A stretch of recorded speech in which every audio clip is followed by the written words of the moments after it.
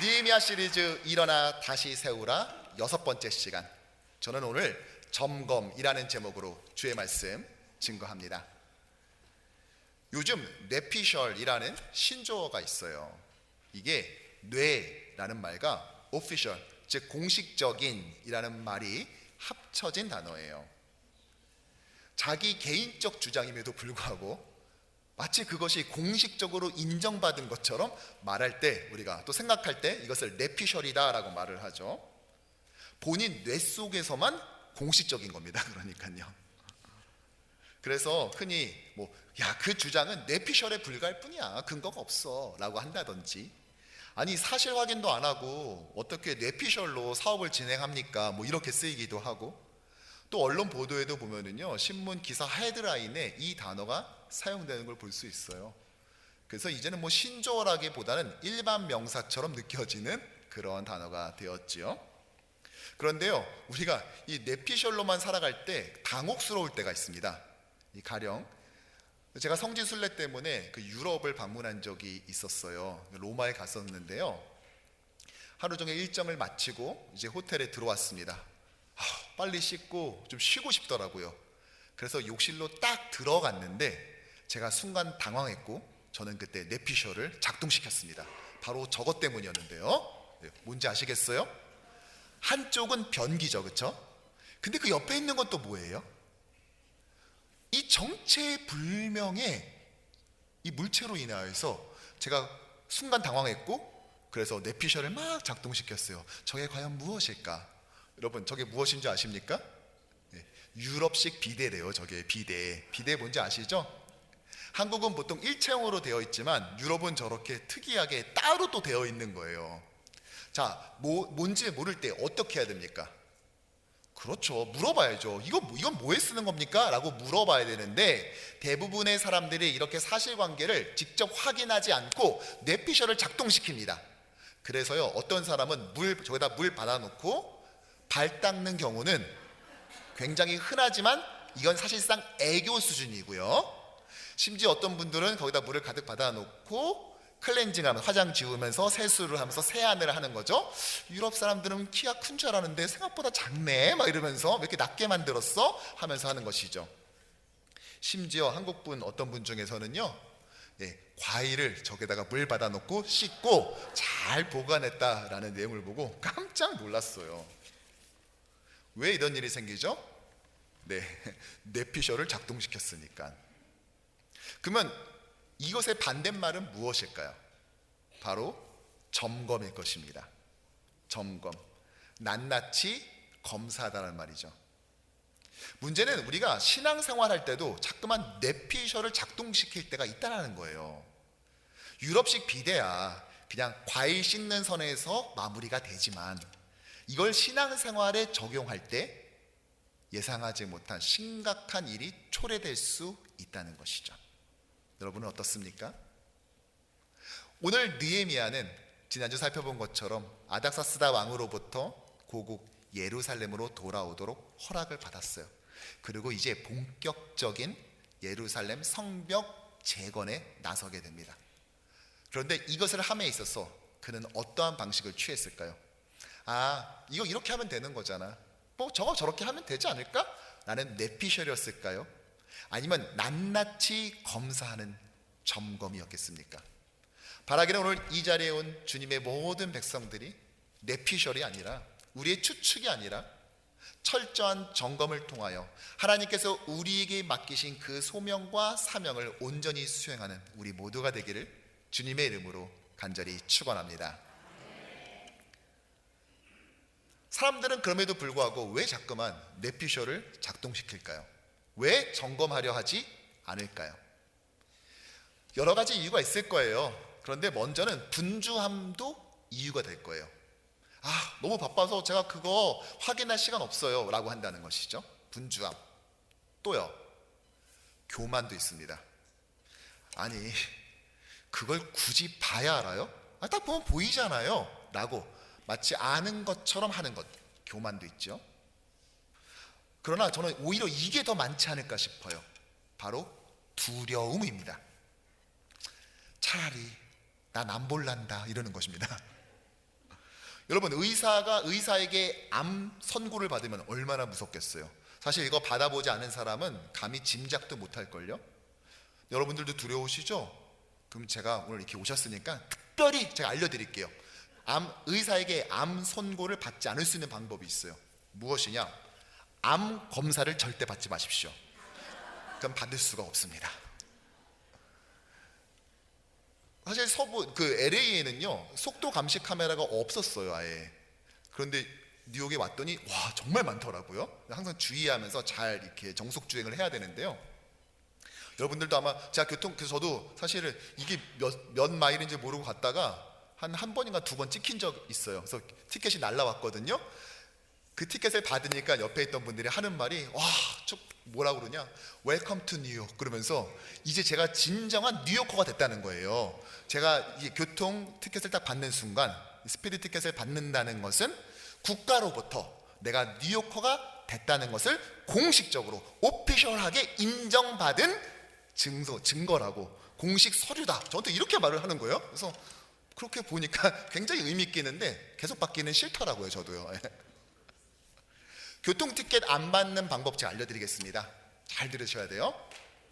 운전면허를 따지 마세요. 그냥 못 받아요. 안 받습니다, 여러분들. 야, 이런 신박한 방법을 진작 알았어야 되는데, 그쵸? 괜히 운전면허 따가지고. 이런 두려움 때문에 차라리 눈 감고 나는 그냥 점검 안 할래, 그냥 아무것도 안 하면 아무 일도 안 벌어지잖아 라는 생각을 한다는 것이죠. 이런 분주함과 교만과 두려움 때문에 우리는 점검하기보다는 뇌피셜을 작동시킵니다. 그러나 느헤미야는 그러지 않았어요. 그는 두 가지 점검을 먼저 시작합니다. 첫 번째는 바로 현실 점검이었습니다. 아닥사스다 왕의 재가를 받은 느헤미야는 그토록 갈망했던 예루살렘에 왔습니다. 한 번도 와본 적 없는, 자신은 2세 3세기 때문에 여기서 태어나지도 않았거든요. 그런데 그것을 마음에 품고 기도하고 드디어 이루어진 것이죠. 그리고 처음 며칠간은요 총독으로서 아마 그곳의 현지 상황을 보고받은 것 같아요. 왜 지휘관이 새로 부임해서 오면은 그 상황판 딱 놔두고 막 브리핑 하잖아요. 그걸 한 것 같습니다. 그리고 사람들과 만났던 것 같아요. 그리고 예루살렘에 도착 3일째 밤에 그는 드디어 움직이기 시작합니다. 그의 움직임을 11절과 12절에서 이렇게 기록해요. 시작. 내가 예루살렘에 이르러 머무른 지 사흘 만에, 계속, 내가 아무에게도 말하지 아니하고 밤에 일어나 몇몇 사람과 함께 나갈세.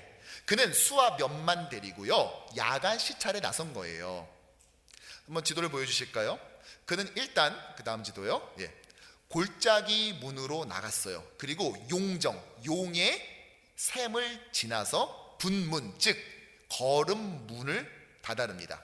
그때까지 계속 성벽의 상태를 꼼꼼히 체크했어요. 그곳에서 마주한 상황은 참으로 처참했습니다. 성벽은 모두 무너지고 성문들은 다 불타 버렸기 때문이죠. 급기야 샘문을 지나 왕의 연못부터는요 아예 그가 타고 있던 나귀가 그것을 지나갈 수 없는 지경이었습니다. 이렇게 그는 총독 관저에서 편하게 앉아서 보고를 받은 게 아니라 그곳에 가서 현실을 직접 확인했다는 것이죠. 현실 점검이죠. 이렇게 느헤미야는 뇌피셜로 사역하지 않습니다. 그렇다면 나는 어떤가요? 우리가 신앙생활을 하면서 안 좋은 버릇이 생길 때가 있어요. 바로 이렇게 말할 때요. 혹시 내가 또는 옆에 분이 이렇게 말하진 않는지 잘 보세요. 목사님, 딱 보면 알잖아요. 굉장히 위험하죠. 아니 어떻게 알아요? 나도 내 속을 모르겠는데, 아니 딱 보면 어떻게 그 사건을, 그 공동체를, 그 지체를 어떻게 압니까? 아니 그런데도 계속 딱 보면 안 돼요. 무슨 점쟁이다 이거 어떻게 알아요? 여러분, 왜 자꾸 용한 집사님, 쪽집게 권사님이 되시려고 하세요? 사랑하는 성도 여러분, 우리 젊게 보지 말고 점검합시다. 자꾸만 상대방 관상 보지 말고요, 관심을 가지고 좀 찬찬히 살펴보자고요. 사실 목회도 마찬가지예요. 지난주에도 제가 신방을 다녀온 걸 이제 주보에 실어드렸는데요. 저는 신방 가면요, 질문을 많이 해요. 뭐 직장에 가도요, 언제부터 이 업종을 시작하셨어요? 이 업종은 전에는 어땠고 지금은 요즘 분위기는 또 어때요? 이렇게 물어봐요. 왜 이걸 꼬치꼬치 캐묻냐? 저는 목회자의 아들로 자랐어요. 목사 아들로 자랐다고요. 저는 처음 배운 단어가 엄마가 아니라 할렐루야였고요. 저의 놀이터는 본당과 교회 앞마당이었습니다. 저는 학부도요, 대학교도 신학교에 신학과를 나왔어요. 그리고 대학원에서 목회학 석사, 그리고 목회학 박사과정을 마쳤어요. 저는 교회를 떠나본 적이 없어요. 제가 경험한 세상이라고는 고등학교 졸업하고 대학 가기 전에 한 3주 정도 마트에서 아르바이트 한 게 다예요. 물론 군목을 하면서 3년 4개월 동안 직업군인으로 살았죠. 하지만 저는 그때 장교이면서 대위이면서 동시에 목회자였어요. 그러니까 온전한 사회체험이라고 할 수는 없죠. 물론 여러분과 함께 저도 같이 이민생활을 하고 있습니다. 하지만 저는 목사로서 이민생활을 했잖아요. 따라서 저는 세상을 몰라요. 근데 제 설교를 듣는 제가 목양하는 성도들은 세상에서 살아가고 있습니다. 그러므로 저는 세상을 배워야 돼요. 여러분이 실제로 어떠한 삶을 살고 있는지, 제가 보고 있는 주일에서의 모습, 교회에 왔을 때의 모습뿐만이 아니라 여러분들이 현실 세계에서 무엇과 맞닥뜨리고 무엇을 고민하고 있고 무엇과 직면하고 있는지를 저는 배워야만 돼요. 그래야 제대로 이해할 수 있고, 그래야 설교하고 목양할 수 있지 않겠습니까? 아니, 양이 지금 목이 마른데 빨리 물을 줘야지. 막 연고를 발라주면서 안 아프지? 여러분, 이래서 어떻게 하겠어요? 현실 점검이 그래서 필요한 겁니다. 사실 저는 지난번 멕시코 선교지를 방문했을 때도 마찬가지였어요. 작년 하반기에 우리 멕시코 선교사님 부부가 와 있었을 때 저랑 대화하는데 계속 그러시는 거예요. 목사님, 제가 부족해요. 제가 스페니쉬를 못해서요. 저는 그래서 진짜 못하는 줄 알았어요. 근데 이번에 가서 봤더니요, 너무 잘하시는 거예요. 현지 성도 가정에 초청받아서 저녁 식사를 하는데, 그냥 현지 성도들과 얼마나 스페니쉬로 유창하게 대화하고, 또 스페니쉬가요, 말이 굉장히 빨라요. 근데 그 빠른 단어들을 다 알아듣고 또 본인도 말하고 막 서로 얘기하는데, 저는 한마디도 못 알아듣겠고 아는 척은 또 해야 되겠으니까 또 막 웃으면서 같이 빨리 갔으면 좋겠다. 얼마나 잘하는지. 공항에서 선교센터까지 가는데 식사 시간이 되어서 그 쇼핑몰에 들렸어요.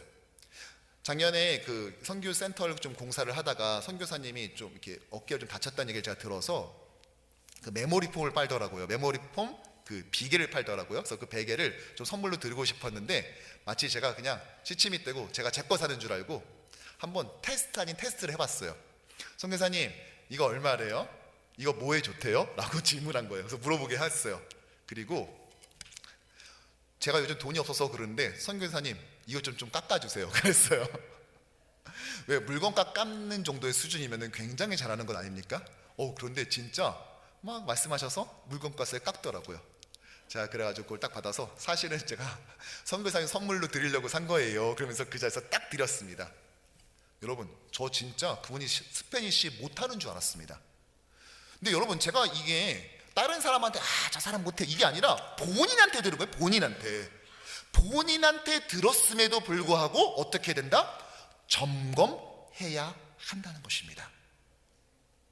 그러니까 우리가 공동체 안에서 누군가를 바라볼 때, 누군가를 대할 때, 아니 우리가 사업을 하거나 또 세상에서 우리가 일터를 통하여 하나님의 나라를 세워갈 때 항상 주의해야 될 것은 뇌피셜을 작동시키는 것이 아니라 꼼꼼하게 점검하는 그런 차분함이 우리에게 반드시 있어야 한다는 것이죠.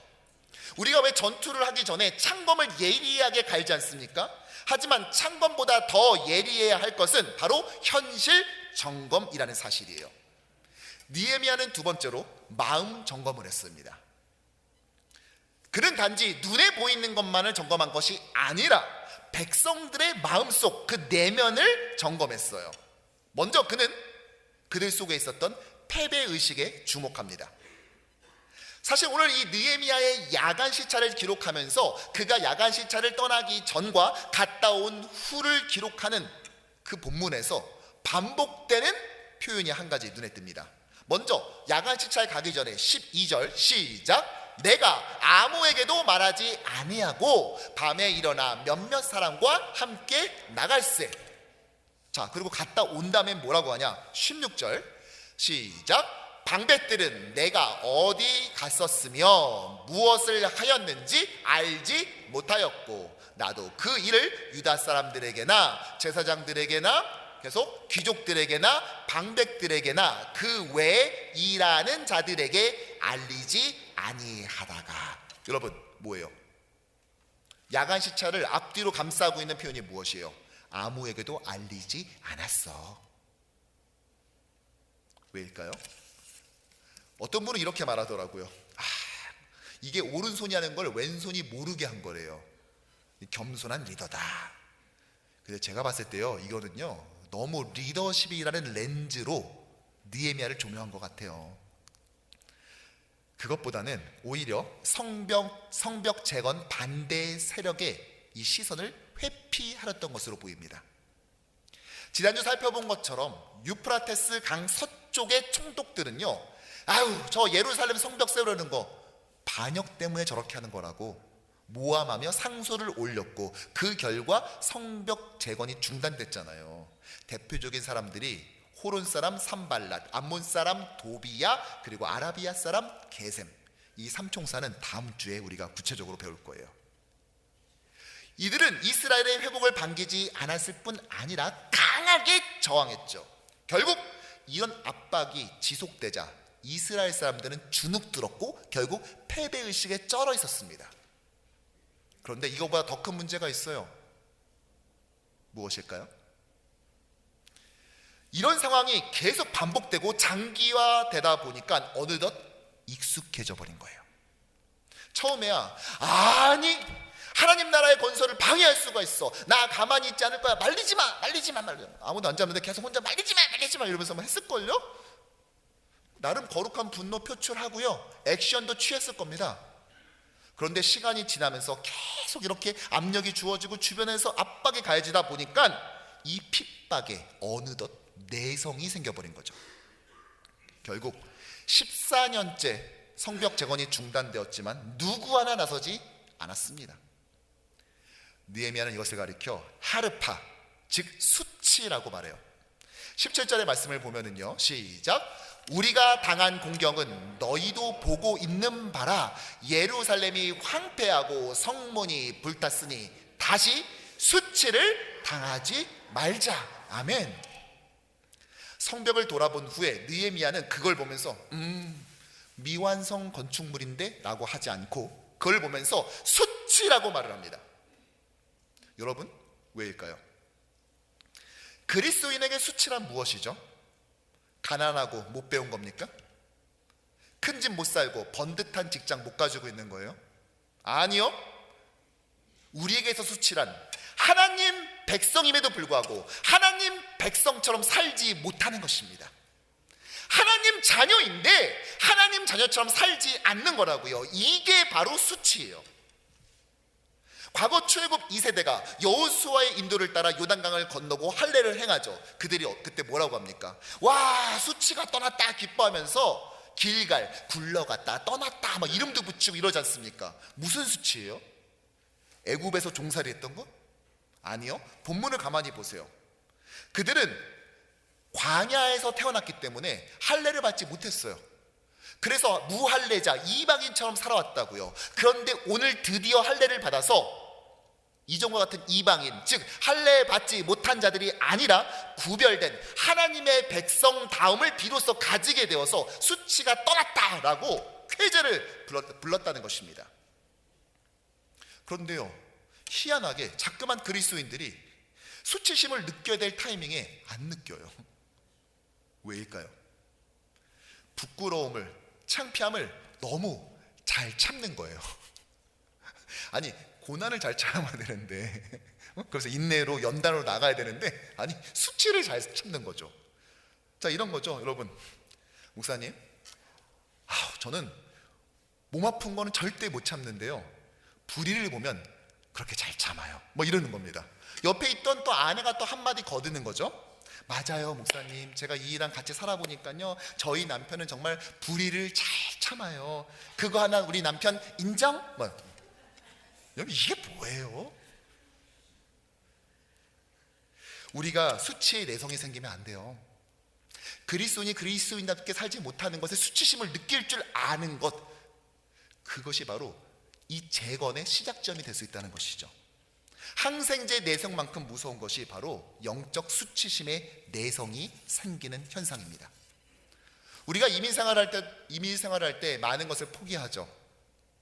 때로는 언어 때문에, 때로는 우리의 신분 때문에, 때로는 경제적 상황 때문에 우리가 알면서도 포기하고 그냥 적응해 가는 것들이 있습니다. 하지만 결코 수치에 적응해서는 안 된다는 것입니다. 천국 백성임에도 불구하고 천국 백성처럼 살지 못하고 천국의 기쁨을 누리지 못하고 이 땅의 사람들과 똑같은 상태로 살아서는 안 된다는 것입니다. 느헤미야는 이것을 발견했어요. 그리고 뇌피셜이 아닌 충분한 점검을 끝낸 후에 드디어 말을 해요. 총독이었어요, 이 사람. 오자마자 총독으로 온 거 알죠? 예, 제가 부임사 한마디 하겠습니다. 이렇게 하지 않고 3일 동안은 다른 사람들을 만나서 그들 내면에 뭐가 있는지를 마음 점검을 하고 실제로 밤에 돌아다니면서 야간 시차를 통해 현실 점검을 끝내고 난 다음에 비로소 말이란 걸 하기 시작한다고요. 그래서 그의 말은요, 힘이 있었어요.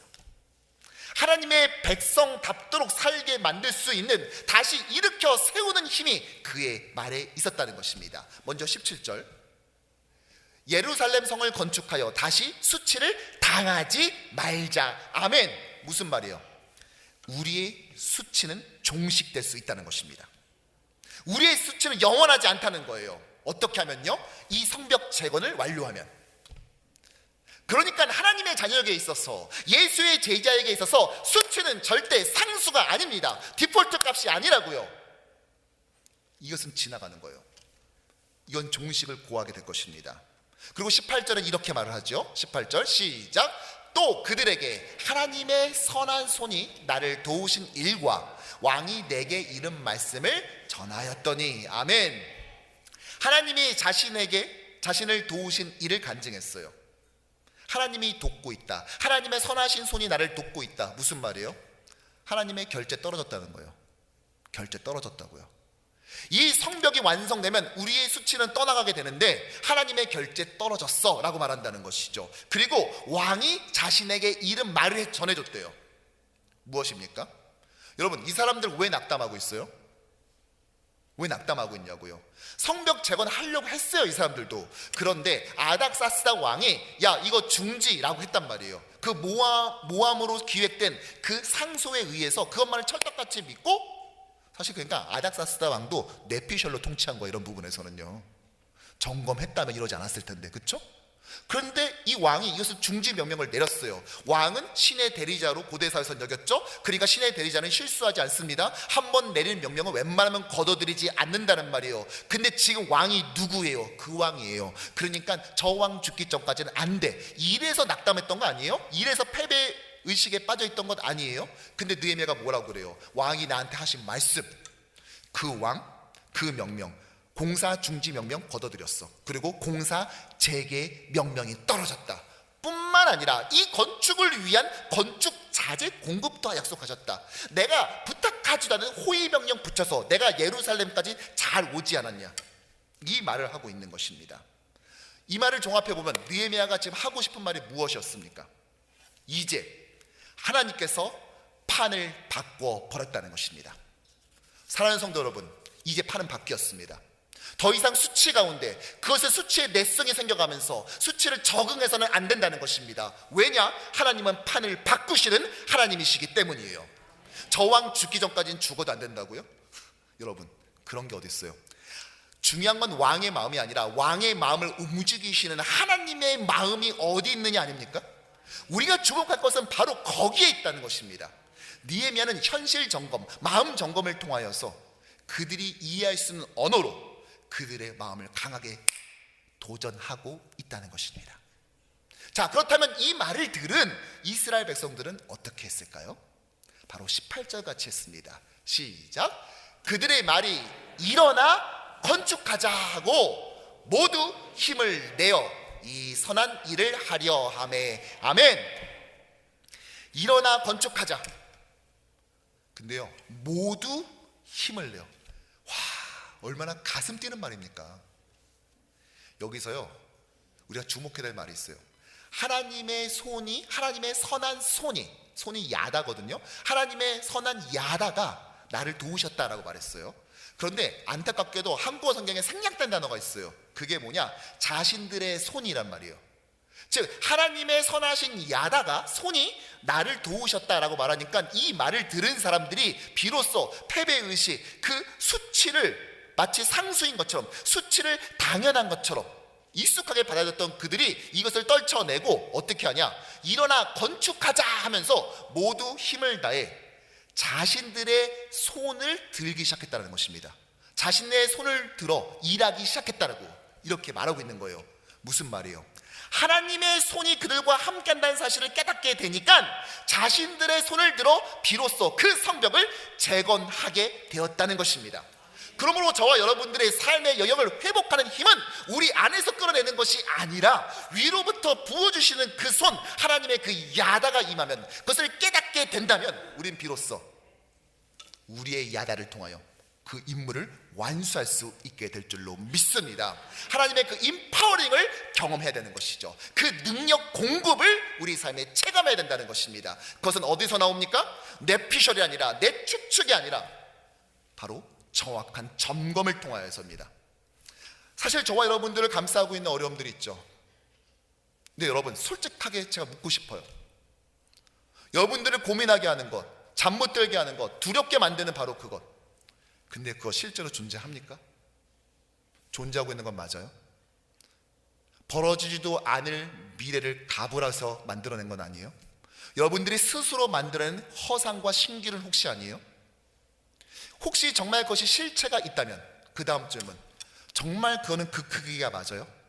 사이즈 그거 정확한 겁니까? 여러분들의 공포심이 그 사이즈를 원래 있는 크기보다 훨씬 더 부풀리고 거대한, 가공할 만한 사이즈의 괴물로 만들어낸 건 아니에요? 자꾸만 두려움이 커지니까 하나님이 작아 보이지 않습니까? 반대로 하나님이 커 보이면 그것이 아무것도 아닐 텐데, 우리가 만들어낸 뇌피셜이 자꾸만 우리 스스로를 옥죄해서 세상의 수치를 만들어주는 것이 아니라 우리 스스로가 알아서, 왜 오늘은 수치를 안 주세요? 수치를 주셔야죠. 불안해서 못 자겠어요. 이러고 있는 건 아니에요? 아, 나 오늘 수치 당했어. 아, 나 이제 할 거 다 했어. 자야지. 여러분, 이런 수치에 내성이 생기면 안 됩니다. 점검을 통하여 하나님이 누구신지를 정확히 체크해야 돼요. 그러고 난 다음에 우리 둘러싸고 있는 현실을 체크해 보십시오. 그러면 정확히 보이기 시작할 것이고, 하나님의 야다가 나의 야다, 나의 손을 굳게 붙잡고 있음을 깨닫게 되실 것입니다. 이걸 깨달은 자는요, 단순히 산술 합산이 아니에요. 무슨 말이냐? 1 플러스 1, 1 더하기 1이 2가 아니라고요. 여러분, 이 점검을 끝나고 난, 이 점검을 마친 이 느헤미야의 도전을 들은 예루살렘, 이 예루살렘에 남아있던 유다 거민이 어떻게 한 줄 아세요? 놀라지 마세요. 성벽을 52일 만에, 단 52일 만에 완성합니다. 여러분, 왜 안 놀라세요? 뭐 저 봤어야 뭐 알죠, 그렇죠? 뭐 그게 대단한 건가? 뭐 일주일에 못 지었던 건가? 막 이러면서 생각하시죠? 여러분, 제가 다시 놀랄 수 있는 기회를 드릴게요. 잘 들어보세요. 이 공사가 중단된 건 14년이지만 사실상 파괴된 것은 140년 전에 바벨론 제국에 의해서예요. 그런데 그 성벽을 불과 며칠? 들어는 보셨어요? 단 52일 만에 재건됐던 것입니다. 그렇죠. 참 갈수록 목회 환경이 척박해지는 것 같아요. 이렇게 놀래키기 이렇게 힘들어서야 어떻게 목회를 할까요? 좀 더 점검해봐야 될 것 같아요. 그러니까 여러분, 이건 1 더하기 1, 2 제가 볼 땐 덧셈이 아니에요. 이건 제가 봤을 때 적어도 곱셈, 제곱이에요. 제가 이게 제곱이다라고 쓰고 보니까 제가 놀라운 걸 한 가지 발견했어요. 오늘 제 설교의 키워드가 공교롭게도 초성이 지읒 기억이에요. 재건, 점검, 제곱. 와, 얼마나 소름이 싹 돋던지. 그래서 제가 오늘 주보 사면 칼럼 제목을 그렇게 담아봤습니다. 이 세 단어가 어떻게 조합이 됩니까? 진정한 우리의 삶과 영적 재건의 시작은 점검이고 그 점검의 결과는 바로 제곱인 줄 믿습니다. 예수님 역시 마찬가지였어요. 예수님 뇌피셜로 사역하지 않고요, 현실 점검과 마음 점검을 하셨어요.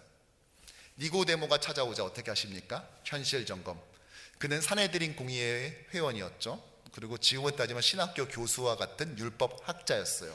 이게 현실이죠. 그러니까 낮에 못 와요. 밤에 오죠. 그 다음에 마음 점검. 그래도 동료 교수들은 다 예수님 비난하는데 나는 그래도 예수님 편드니까 이 마음이 있죠. 예수님 어떻게 하시죠? 너도 물, 즉 성령으로, 물과 성령으로 거듭나야만 하나님 나라 들어갈 수 있어. 그 다음 장에 수가성 여인 어떻게 합니까? 현실 점검. 아무도 물 들어오지 않는 이 시간에 물을 들어왔습니다. 그리고 그 여인의 마음을 점검하시죠. 뭐라고 말씀하십니까? 내가 주는 물 너 마시면은 영원히 목마르지 않을 거야. 나다나엘을 부르실 때 어떻게 하십니까? 그의 현실 점검. 나사렛에서 무슨 선한 게 나올 수가 있어, 이렇게 말을 하죠. 이걸 오해하지 말아야 될 게, 너 왜 나사렛 왜 무시해? 예수님이 막 그러면서 너 나사렛 왜 무시해? 너 나사렛에서 얼마나 빵집 맛있는 거 있는 줄 알아? 그리고 인스타에서 찍으면 얼마나 멋지게 나오는 장면도 많은데 막 이렇게 하지 않으시죠. 그게 무슨 말이에요? 예언에 의하면은 메시아는 베들레헴에서 나오게 되어 있잖아요. 근데 무슨 나사렛이냐, 거기서 어떻게 선한 것이 나오냐, 메시아가 나오냐 말 아닙니까? 예수님이 그러니까 그의 마음을 꿰뚫어 보시고 마음 점검하시면서 뭐라고 하십니까? 너는 마음에 간사함이 없다. 아니, 그걸 어떻게 하세요? 나는 너가 무화과 나무 아래에 있는 걸 보았다. 여러분, 이게 무슨 말이죠? 뭐 이렇게 옛날에 동화에 나오는 곰처럼 무화과 나무 밑에서 이렇게 벌리면서 떨어지길 기다린다, 뭐 이 말이에요? 이거 관용어구예요. 무화과 나무 아래에 있었다라는 것은 메시아가 오기를 열망하고 고대했다라는 관용어구라고요. 나는 너가 메시아를 고대하는 것을 알고 있다. 그리고 너는 그걸 보고 있다. 그는 결국 12사도 안에 들어오게 되지 않았습니까? 사랑하는 성도 여러분, 그러므로요, 우리가 해야 될 것은 무엇이냐? 뇌피셜이 아니라 우리의 추측으로 신앙생활에 나가는 것이 아니라 하나님 이런 분이야, 교회는 이런 곳이야 라고 말하는 것이 아니라 철저한 점검을 통해 하나님이 어떠한 분인지, 공동체가 어떠한 곳인지를 정확히 깨닫는 것입니다. 아니, 첫 단추를 잘못 꼈는데 그 다음에 아무리 기도 열심히 하고 찬양 열심히 하고 신실하고 거룩한 표정 지어봤자 어떻게 제대로 사역을 완성해 나갈 수 있겠습니까? 사실 저도요, 우리 교회 부임하면서 사역을 할 때 항상 그치, 나 또 뇌피셜로 사역했다, 뇌피셜로 사역했다, 회개한 적이 굉장히 많아요. 지난 주간에도 그랬어요.